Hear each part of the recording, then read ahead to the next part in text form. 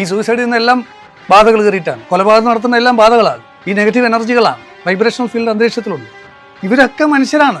ആ ഫിസിക്കൽ ബോഡിയുടെ യഥാർത്ഥ അവകാശിയായ പ്രാണനോ? അതാണ് പറഞ്ഞത്. ആ യഥാർത്ഥ അവകാശിയായിട്ടുള്ള വ്യക്തിത്വം എന്ന് പറയുന്നത് ഒരു പ്രേതമാണ്. എല്ലാവർക്കും ഉണ്ട്, കൂടിയും കുറഞ്ഞു ഇരിക്കുന്നുള്ളൂ. Personality is a dynamic organisation within the individual. Those psychophysical system which determines its ultimate characteristic behavior and thought. ഒരുപാട് എണ്ണത്തിന് കയറാം. അപ്പോൾ ഒരെണ്ണം എന്നുള്ളതല്ല. പ്രാണൻ എന്നാൽ ശ്വാസമല്ല. അല്ല, ശ്വാസമല്ല പ്രാണൻ. ഈ പ്രാണൻ ശരീരത്തിൽ നിന്ന് പോകുമ്പോൾ അവൻ്റെ പ്രാണൻ പോയി എന്ന് പറയും. ഈ പ്രാണൻ ചൂടാണ്, അഗ്നിയാണ്. ഇത് പ്രാണൻ പോയി കഴിയുമ്പോൾ ശരീരം തണുത്തു വരും. മരണത്തിന് പലപ്പോഴും തണുപ്പ് എന്ന് അങ്ങയുടെ പുസ്തകത്തിൽ തന്നെ പറഞ്ഞിട്ടുണ്ട്. എനിക്ക് ഓർമ്മ. നമസ്കാരം, അബാക് മീഡിയയിലേക്ക് സ്വാഗതം. അബാക് മീഡിയയിൽ ഇന്ന് അതിഥി അബാക് മീഡിയയുടെ പ്രേക്ഷകർക്ക് സുപരിചിതനായ കണ്ടിയൂർ ശ്രീധരൻ നമ്പൂതിരി തപോവൻ മെഡിറ്റേഷനാണ്. തിരുവേനി നമസ്കാരം. തിരുവേനി ലോക സിനിമയും കാന്താര 2 ഒക്കെ ഇറങ്ങി നിൽക്കുന്ന സമയമാണ്. നമ്മൾ നേരത്തെയൊക്കെ ചർച്ച ചെയ്തിട്ടുള്ള പ്രേതം, ഭൂതം, ബാധ ഇവയൊക്കെ നമ്മൾ ചർച്ച ചെയ്യുമ്പോൾ ഒരുപാട് പേർ വിമർശിച്ചിട്ടുള്ള, അനുകൂലിച്ചിട്ടുള്ള ഒരു സംവിധാനങ്ങളാണ്. എന്നാൽ ഈ 2025 യുവതലമുറയ്ക്കിടയിൽ നീലിയും ചാത്തനും ഗുളികനുമൊക്കെ വലിയ രീതിയിൽ പേരെടുത്ത് വരികയാണ്. അപ്പോൾ എൻ്റെ ചോദ്യം, നമുക്കിടയിൽ ഇത്തരത്തിലുള്ള ബാധകളും ഭൂതങ്ങളും പ്രേതങ്ങളും ചാത്തനും ഗുളികനും ഒക്കെ ഇപ്പോഴും ജീവിച്ചിരിപ്പുണ്ടോ എന്നുള്ളതാണ്. ശരിക്കും നമ്മൾ പ്രധാനമായിട്ടും മനസ്സിലാക്കേണ്ടത്, നമ്മൾ ജീവിച്ചിരിപ്പില്ലേ. അപ്പം നമ്മളെ സംബന്ധിച്ച് നമ്മളുടെ ഒരു പേഴ്സണാലിറ്റി എന്ന് പറയുന്ന ഒരു സംഗതി, ഇതിൻ്റെ ഫുഡ് എന്താണെന്നറിയോ? എന്താണ് പേഴ്സണാലിറ്റിയുടെ ഫുഡ്? നമ്മുടെ ഫുഡ് എന്താണ് ശരിക്കും? ചോറും കറിയൊക്കെ അല്ലേ അല്ലേ നമ്മുടെ ഫുഡ്? അത് നമ്മുടെ ശരീരത്തിൻ്റെ ഫുഡാണ്. പക്ഷെ അതിലും പ്രധാനപ്പെട്ട ഒരു ഫുഡ് ഉണ്ടെങ്കിൽ നമുക്ക് നിലനിൽക്കാൻ പറ്റുള്ളൂ. അതെന്താണെന്നറിയോ? വിദ്യാഭ്യാസമാണോ? അല്ല. അറിവ്? അല്ല. അറിയില്ല. അത് പ്രാണനാണ്. പ്രാണൻ എന്നാൽ ശ്വാസമല്ലേ? അല്ല, ശ്വാസമല്ല പ്രാണൻ. പ്രാണൻ എന്നാൽ ബേസിക് ആയിട്ടുള്ള ഊർജം. പ്രാണൻ ഊർജം എന്ന് നമ്മൾ പറയും. ഊർജത്തിന് നമ്മൾ കാറ്റും വെള്ളവും അഗ്നിയും ഒക്കെ അതിൽ സഞ്ചരിക്കുന്നത്, റൗണ്ടിൽ സഞ്ചരിക്കുന്നത്, ഈ പ്രാണൻ റൗണ്ടിലാണ് സഞ്ചരിക്കുന്നത് എന്നുള്ളതുകൊണ്ട് അതിലെ ബേസിക് ഫോം ഓഫ് എനർജിയാണ് പ്രാണൻ എന്ന് പറയുന്നത്. അത് സാഖ്യയോഗ സിദ്ധാന്ത പ്രകാരമാണ് പ്രാണൻ സഞ്ചരിക്കുന്നത്. സാത്വികം, രാജസികം, താമസികം. ഈ പ്രാണൻ്റെ വൈബ്രേഷനാണ് നമ്മുടെ വ്യക്തിത്വം അല്ലെ ദേവതകൾ എന്നൊക്കെ പറയുന്നത്. ഇതിൻ്റെ ഫുഡും പ്രാണനാണ്. അതുകൊണ്ട് തന്നെ ഒരു ദേവതയ്ക്ക് നമ്മൾ പായസമൊക്കെ വെച്ചിട്ട് നിവേദിക്കുമ്പോൾ പായസം സ്വാഹ, പാൽപ്പായസം സ്വാഹ എന്നല്ല പറയുക. പ്രാണായ സ്വാഹ, അപാനായ സ്വാഹ, വ്യാനൻ ഉദാനൻ സമാൻ, അങ്ങനെയാണ് പറയുക.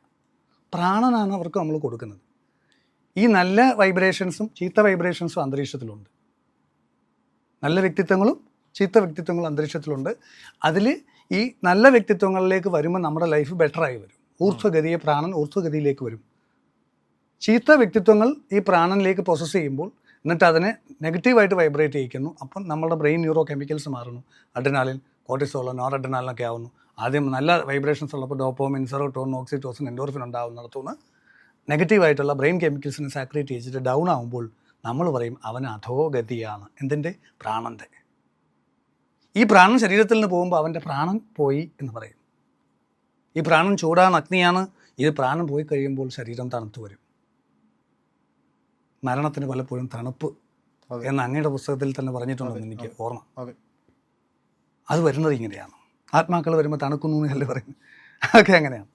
അപ്പം ശരിക്കും അഗ്നി അങ്ങനെയല്ല. അപ്പോൾ അതുകൊണ്ടാണ് ഹോമം ചെയ്യുന്നതും വിളക്ക് വെക്കുന്നതും ഒക്കെ ഈശ്വരനെ ആരാധിക്കാൻ, പോസിറ്റീവ് ഊർജ്ജ ഈശ്വരനെ കൊണ്ടുവരാൻ വേണ്ടി നമ്മൾ അഗ്നിയെ ഉപയോഗിക്കുന്നത്. പ്രാണൻ്റെ പോസിറ്റീവായിട്ടുള്ള അമൃതകല വിഷകല എന്ന് പറയും. ഈ വിഷകല കൂടുമ്പോഴാണ് നെഗറ്റീവ് എനർജി ബാധകൾ വരുന്നത്. അപ്പോൾ ഞാൻ പറഞ്ഞു വന്നത്, നമ്മുടെ ഫുഡ് എന്താണ്? പ്രാണൻ. ഈ പ്രാണൻ എങ്ങനെയാണ് കിട്ടുക? പ്രാർത്ഥനയിലൂടെ, സാധനയിലൂടെ, അറ്റൻഷനിലൂടെയാണ്. മറ്റുള്ളവർ നമ്മളെ ശ്രദ്ധിക്കണം. അപ്പോഴാണ് നമുക്ക് പ്രാണൻ കിട്ടുക. നമ്മളെ പ്രാണൻ നമുക്ക് അങ്ങേ ആരും ശ്രദ്ധിക്കുന്നുമില്ല, അങ്ങേ ആരും നോക്കുന്നുമില്ല.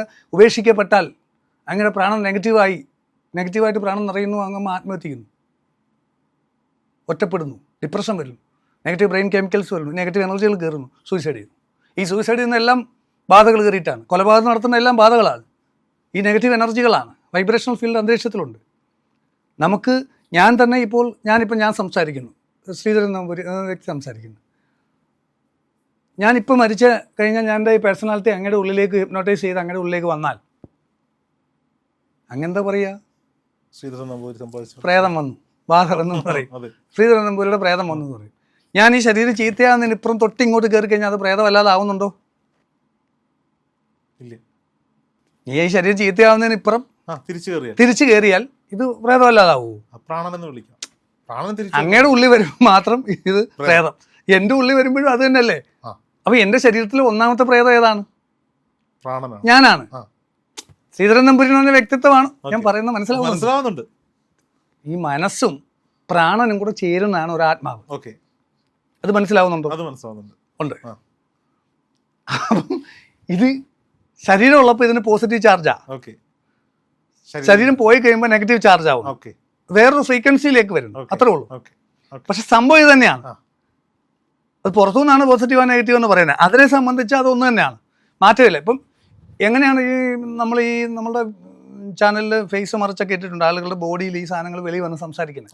ഞാൻ 15 കൊല്ലം അയാൾ ഉപദ്രവിക്കുന്നു, ഞാൻ അങ്ങനെ കുറച്ച് കാണിച്ചിട്ടുണ്ട്. ഇത്തരത്തിലുള്ള പേഴ്സണാലിറ്റീസ് മിക്കവാറും നമ്മളിത് ഒഴിപ്പിക്കുമ്പോൾ ഇത് പുറത്ത് വന്ന് അതിനെ പറഞ്ഞു വിടുമ്പോഴാണ് ഇവരുടെ പ്രശ്നം മാറുന്നത്. അപ്പം ഇവരൊക്കെ മനുഷ്യരാണ്, ശരീരം നഷ്ടപ്പെട്ടുകൊണ്ട് മാത്രമേ ഉള്ളൂ. ആ വീഡിയോ കാണുമ്പോൾ നിങ്ങൾക്ക് മനസ്സിലാവും. അതായത് ഒരു ഫിസിക്കൽ ബോഡിയിലേക്ക് മറ്റൊരു നെഗറ്റീവ് എനർജി എന്ന് വിളിക്കാവുന്ന ഹിപ്നോട്ടൈസ് ചെയ്ത് പ്രോസസ് ചെയ്യുന്നു. ഇപ്പം ഞാൻ അങ്ങനെ ഹിപ്നോട്ടൈസ് ചെയ്ത് ഉറക്കിയാൽ your gone to deep sleep എന്ന് പറഞ്ഞ് ഉറക്കിയാൽ പിന്നെ ആ ശരീരം എൻ്റെ ഇഷ്ടത്തിലാണ് പ്രവർത്തിക്കുന്നത്. അപ്പോൾ അവിടെ എനിക്കുണ്ടാവുന്ന ഒരു സംശയമാണ്, ഒരു ഫിസിക്കൽ ബോഡിയിലേക്ക് അപ്പോൾ 2 പ്രാണനല്ലേ? എത്ര വേണേ കയറാം, എത്ര എണ്ണത്തിന് വേണേ കയറാം. അപ്പോൾ ആ ഫിസിക്കൽ ബോഡിയുടെ യഥാർത്ഥ അവകാശിയായ പ്രാണനോ? അതാണ് പറഞ്ഞത്, ആ യഥാർത്ഥ അവകാശിയായിട്ടുള്ള വ്യക്തിത്വം എന്ന് പറയുന്നത് ഒരു പ്രേതമാണ്. അതിന് കുറച്ചുകൂടെ കൂടുതൽ ഹോൾഡ് അതിലുണ്ടെന്നേ ഉള്ളൂ ശരീരത്തിൽ. ആ ഹോൾഡ് നഷ്ടപ്പെടുമ്പോൾ വേറെ വല്ലവരും കയറും. ഇതൊരു ഒരു കോമൺ വേൾഡാണ്. ഇവിടെ എങ്ങോട്ട് മാറാം, നമ്മുടെ ഫിസിക്കൽ വേൾഡിലെ കൂട്ടല്ല. ഈ ഫിസിക്കൽ വേൾഡ് ഇത് ചെയറാണ്, അത് മാറ്റമില്ല. അതൊരു വാച്ചാണ്. പക്ഷേ എനർജി വേൾഡിൽ അങ്ങനെ അങ്ങോട്ടും ഇങ്ങോട്ടും വൈബ്രേഷൻസ് ആണ്, ഇത് മാറാൻ ചെയ്യാനൊക്കെ പറ്റും. അപ്പം ഞാനിപ്പോൾ നിങ്ങളെ ഹിപ്നോട്ടൈസ് ചെയ്ത് ഉറക്കിയാൽ നിങ്ങളുടെ ബോഡി വിചാരിക്കുന്നത് ഞാൻ ഓണറാണ്, ചിരിക്കാൻ പറഞ്ഞാൽ ചിരിക്കും, കരയാൻ പറഞ്ഞാൽ കരയും. അങ്ങയുടെ രോഹിത് എന്ന് പറഞ്ഞ പേഴ്സണാലിറ്റി എവിടെയോ മാറി കിടക്കുകയാണ്, ഉറങ്ങാണ്. അപ്പം ഞാനത് യൂസ് ചെയ്യാണ്. അപ്പോൾ സ്വാഭാവികമായിട്ട് ഇതേ കാര്യമാണ് സംഭവിക്കുന്നത് ഈ പൊസസ്ഡ് ആയിട്ടുള്ള ആളുകൾ. അവന് ദേഷ്യം വന്നാൽ കാണത്തില്ല എന്ന് പറയും. സംഭവമല്ല ഇതില്ലാത്ത ആരെങ്കിലും ഉണ്ടോ പൊസഷൻ? എല്ലാവർക്കും ഉണ്ട്, കൂടിയും കുറഞ്ഞും ഇരിക്കുന്നുള്ളൂ. കാരണം ആൽപോർട്ടർ സൈക്കോളജിസ്റ്റിൻ്റെ പേഴ്സണാലിറ്റി ഡെഫിനേഷൻ അറിയണം. Personality is a dynamic organisation within the individual, those psychophysical system which determines its ultimate characteristic behavior and thought എന്നാണ് പറയുന്നത്. അപ്പോൾ അത് പേഴ്സണാലിറ്റി ഒരു മാറിക്കൊണ്ടിരിക്കുന്ന ഒരു കൂട്ടം വൈബ്രേഷണൽ ഫീൽഡുകളുടെ ഓർഗനൈസേഷനാണ്. അതിൽ നല്ലത് കുറേ ഉണ്ട്, നമ്മൾ നല്ലതായിട്ട് പെരുമാറും, ചീത്തയായിട്ടുണ്ട് അപ്പം ഒരുപാട് എണ്ണത്തിന് കയറാം. അപ്പോൾ ഒരെണ്ണം എന്നുള്ളതല്ല, ആർക്കാണോ കൂടുതൽ ഹോൾഡ് ഉള്ളത് അവർ നമ്മൾ ഈ പൊസസ്ഡ് ആയിട്ടുള്ള ആളുകൾക്ക് ഒരുപാട് അസുഖങ്ങളും ദുരിതങ്ങൾ, വയറിന് പ്രശ്നം, ഷോൾഡർ പെയിൻ, തലവേദന, ഇതൊക്കെ കോമൺ ആണ്. ആളുകൾ അകന്നു പോകുന്നു, ഭയങ്കര ഡിപ്രഷൻ, ഇങ്ങനെയൊക്കെ നിന്ന് ഒരുപാട് ട്രീറ്റ് ചെയ്തിട്ട് മാറാതെ വരുമ്പോൾ നമ്മൾ ഈ സംഭവം മെയിനായിട്ടുള്ളതിനെ മാറ്റിക്കഴിഞ്ഞാൽ ബാക്കിയുള്ളത് എളുപ്പം പോകും. ഈ ഒരു മെയിനായിട്ട് 2-3 കാണും, അത് മാറ്റി ബാക്കിയെല്ലാം പോകും. ഇത് പ്രോമിനൻ്റ് ആയിട്ട് നിൽക്കുന്ന പ്രശ്നം. അപ്പോഴും വേറെ നല്ലതും ഉണ്ട്, പക്ഷേ ഈ നല്ലതിന് ഈ ബോഡി എടുക്കാൻ പറ്റുന്നില്ല എന്നേ ഉള്ളൂ. അപ്പം നല്ലതിന് ബോഡി എടുക്കാവുന്ന ഒരു അവസ്ഥയാണ് ഉപാസനയിലൂടെ നമ്മൾ കൊണ്ടുവരുന്നത്. അങ്ങനെ കൊണ്ടുവന്ന് അവർക്ക് കൗൺസിലിങ്ങും സൈക്കോതെറാപ്പിയും കാര്യങ്ങളും കൊടുത്തു കഴിയുമ്പോൾ ഇവരുടെ പേഴ്സണാലിറ്റി സ്ട്രെങ്തൻ ചെയ്യപ്പെടും, സജസ്റ്റബിലിറ്റി കുറയും. ഇപ്പം ഹിപ്നോട്ടിക് സജസ്റ്റബിലിറ്റി അനുസരിച്ചിട്ടാണ് ഇവർ പ്രോസസ്സ് ചെയ്യുന്നത്. അപ്പോൾ കൂടുതൽ എമ്പതി ഉള്ള ആളുകളെയാണ് ഇവർ പ്രോസസ്സ് ചെയ്യുന്നത്. ആ എമ്പതി കട്ട് ചെയ്യാൻ വേണ്ടിയിട്ടാണ് ഇവർക്ക് ഉപാസനയും കാര്യങ്ങളും കൊടുത്ത് കൗൺസിലിംഗ്, ഏറ്റവും പ്രധാനമായിട്ട് കൗൺസിലിംഗ് കൊടുക്കണം. കാരണം ഇവരുടെ കുട്ടിക്കാലത്തുള്ള പല കാര്യങ്ങളും ഒക്കെ ഇവരുടെ പേഴ്സണാലിറ്റി വൾണറബിൾ ആവാൻ വേണ്ടി സഹായിക്കുന്നുണ്ട്. ആ സംഭവങ്ങളൊക്കെ കറക്റ്റ് ചെയ്തെങ്കിൽ മാത്രമേ ഇവർ ഈ നെഗറ്റീവ് ഫ്രീക്വൻസിയിൽ നിന്ന് പോസിറ്റീവ് ഫ്രീക്വൻസിയിലേക്ക് വരൂ. പോസിറ്റീവ് ഫ്രീക്വൻസിയിലേക്ക് വന്നെങ്കിലേ ഇവരുടെ ഉപാസനയും വലിക്കത്തുള്ളൂ. മനസ്സിലായി? ഇല്ലാതെ ഈ നെഗറ്റീവായിട്ട് നിന്ന് പ്രാർത്ഥനകൾ ചെയ്താലും ചിലപ്പോൾ ഉദ്ദേശിക്കുന്ന ഒരു റിസൾട്ട് കിട്ടിക്കോണമെന്നില്ല. അപ്പോൾ അങ്ങനെ ശാസ്ത്രീയമായ രീതിയിൽ ഇതെല്ലാം അപ്ലൈ ചെയ്തിട്ട് കറക്റ്റ് ചെയ്യുമ്പോഴാണ് ശരിയാകും. അപ്പോൾ ഈ എത്തരക്കാരിലാണ്, അതായത് ഏതൊരു ലൈഫ് സ്റ്റൈൽ പിന്തുടരുന്ന, അങ്ങനെ പറയാം, അല്ലെങ്കിൽ ഏത് ചിന്താഗതിയിലൂടെ പോകുന്നവരുടെ വീക്കായിട്ടുള്ള ആളുകളിലാണ്. അതായത് നെഗറ്റീവ് ബ്രെയിൻ കെമിക്കൽസ് ഉണ്ടെങ്കിൽ ബാധ വരും. എക്സാമ്പിൾ ബൈക്കിൽ നിന്ന് വീണ 5ഓളം ആൾക്കാരെ കൊണ്ടുവന്നിട്ടുണ്ട്. ഓ. ഇടയ്ക്കിടയ്ക്ക് പലപ്പോഴായിട്ട് ആ. ഇടയ്ക്കിടയ്ക്ക് ഇവർ വേറെ ആളായിട്ട് സംസാരിക്കുന്നു, അല്ലെങ്കിൽ ഭയങ്കര ഡിപ്രഷൻ വരുന്നു, അല്ലെങ്കിൽ ആങ്സൈറ്റി, സ്ട്രെസ്, കാരണം അറിയാത്ത ആങ്സൈറ്റി, ഇതൊക്കെ ഈ നെഗറ്റീവ് എനർജികളാണ്. അവരുടെ ബ്രെയിൻ കെമിക്കൽ ഡൗൺ ആയിരിക്കുക ഇത് കൊണ്ടുവന്നിട്ട്. അപ്പോൾ അത് മാറുമ്പോഴേ ആ കെമിക്കൽസ് പോസിറ്റീവ് ആവത്തുള്ളൂ. അപ്പോൾ അതനുസരിച്ച് ബ്രെയിനിന് ഡേറ്റ എടുക്കുന്നത്. നമുക്കൊരു നെഗറ്റീവ് ബ്രെയിൻ കെമിക്കൽ ഉള്ളപ്പോൾ നെഗറ്റീവ് ഓർമ്മകളുടെ ഏരിയയിലേക്ക് പ്രവേശിക്കാൻ പറ്റത്തുള്ളൂ. ഇപ്പോൾ പരീക്ഷയ്ക്കൊക്കെ നല്ല രീതിയിൽ ചായ കുടിച്ച് എൻജോയ് ചെയ്ത് പഠിക്കുന്ന ഒരു കുട്ടി പരീക്ഷാ ഹാളിലോട്ട് കയറുന്ന സമയത്ത് 4 എണ്ണത്തിന് ആൻസർ അറിയത്തില്ലെങ്കിൽ ഭയം വന്നു, അഡ്രിനാലിൻ വന്നു, അതുവരെ ഡോപ്പമിനായിരുന്നു. 5ാമത്തെ നല്ലോണം പഠിച്ചാൽ പക്ഷേ ഡേറ്റ എടുക്കാൻ പറ്റത്തില്ല. കാര്യം എന്താ? ഡോപ്പമിൻ വരണം. അത് പഠിച്ച സമയത്തുള്ള ആ റിലാക്സേഷൻ കെമിക്കൽ വന്നെങ്കിൽ ആ ഏരിയയിൽ ആക്സസ് ഉള്ളൂ. അവസാനം എന്തെങ്കിലുമൊക്കെ എഴുതി വെച്ചിട്ട് വീട്ടിൽ വന്നിട്ട് ചായ കുടിച്ചുകൊണ്ടിരിക്കുമ്പോൾ എല്ലാം ഓർമ്മ വീണ്ടും. അപ്പോൾ അതാണ് ആ കെമിക്കൽ അനുസരിച്ചിട്ട് ബ്രെയിൻ ന്യൂറോ ട്രാൻസ്മിറ്റേഴ്സ് എന്ന് പറയാം, ക്ലിയർ ആയിട്ട് പറഞ്ഞു. അപ്പോൾ അവിടെ അതിനെയാണ് ഇവർ ഇൻഫ്ലുവൻസ് ചെയ്യുന്നത്, ഡയറക്റ്റ് ഇത് ചെയ്യും. പിന്നെ അവരോട് ബാക്കിയുള്ളവർ പറയും ബി പോസിറ്റീവ്, അങ്ങനെ ഇങ്ങനെ നമുക്ക് പറയും. എവിടെ അവർക്ക് കെമിക്കൽ മാറി കിടക്കുക. ബട്ട് ഡിപ്രഷൻ അടിച്ച് ആത്മഹത്യ ചെയ്യുന്നവരൊക്കെ വലിയ വിദ്യാഭ്യാസം അറിവുള്ളവരൊക്കെ, മോട്ടിവേഷണൽ ട്രെയിനേഴ്സൊക്കെ മരിച്ചിട്ടുണ്ട്. സുശാന്ത് സിംഗ് ഒക്കെ അങ്ങനെ മരിച്ചിട്ടല്ല, അയാൾ മോട്ടിവേഷണൽ ട്രെയിനറായിരുന്നു, ആക്ടറായിരുന്നു. അപ്പം അവർക്ക് ആ ഏരിയ ആക്സസ് ചെയ്യാനേ പറ്റുന്നില്ല. ഡിപ്രസ്ഡ് ആയിട്ട് ആ ന്യൂറോ കെമിക്കൽ കോമ്പിനേഷൻ മരുന്ന് കൊടുക്കുമ്പോൾ കുറേ ആശ്വാസം വരും. പക്ഷേ ഈ മരുന്ന് നിർത്തുമ്പോൾ വീണ്ടും പ്രശ്നം, കാരണം ഉള്ളിൽ ഈ നെഗറ്റീവ് എനർജി മാറിയിട്ടില്ല. അത് നോളജിൻ്റെ വിഷയം അല്ലാന്ന് ഞാൻ പറഞ്ഞു, ആ ഫ്രീക്വൻസിയുടെ വിഷയം.